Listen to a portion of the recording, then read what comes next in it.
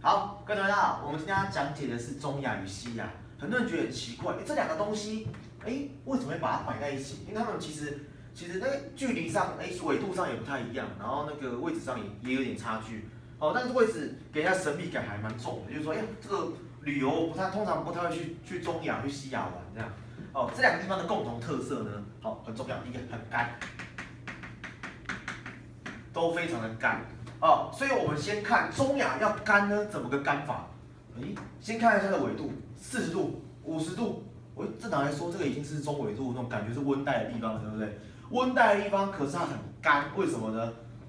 因为它在很内陆的地方，它离海边都很远，所以它距海遥远，所以它中亚很干，所以变成沙漠。所以这种沙漠呢，在温带的地方形成沙漠，我们叫温带沙漠。所以中亚呢，它是温带沙漠。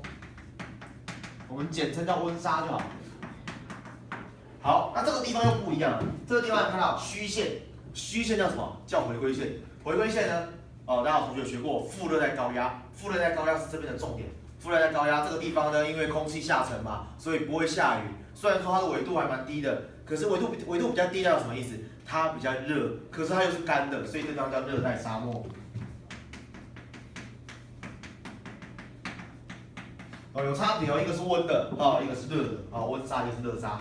好，再来呢，我们知道干燥的地方我们在中国的时候学过嘛，干的地方怎么办？你要做农业，好像不是很方便，因为你没有很多水，你要找绿洲很麻烦，所以呢，通常都是怎么样？畜牧。怎么样放牧啊，找水草啊，逐水草而居啊，或者是山上去山木寄营嘛，这里也是一样嘛，通常都养羊嘛，羊比较耐旱嘛，所以古时候这边有没有看过那个天方夜谭啊？阿拉丁不是骑那个魔毯吗？因为伊朗很多羊，就很多的飞毯，那这里呢，这里也是很多的那个养很多的羊。好，那再来他们的地形呢？你看到没有？哈萨克这里是这个中亚这边呢是一个盆地，四周是比较高的，它是一个盆地。那这边呢，看到没有？高原，西亚主体也是高原，就只有中间是一个小平原而已。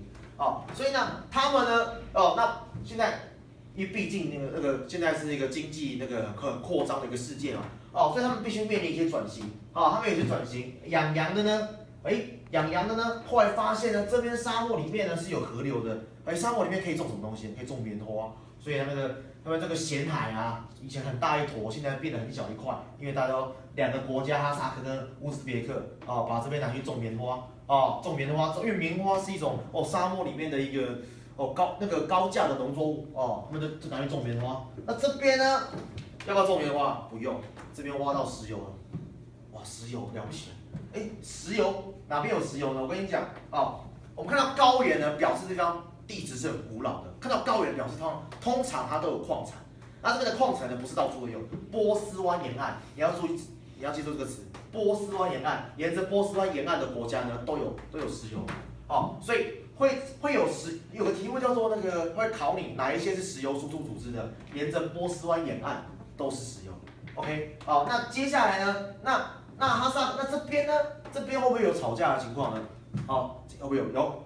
你看到没有？这个咸海刚好在哈萨克跟乌兹别克的中间，两个常常在抢水，抢水本身，到底谁？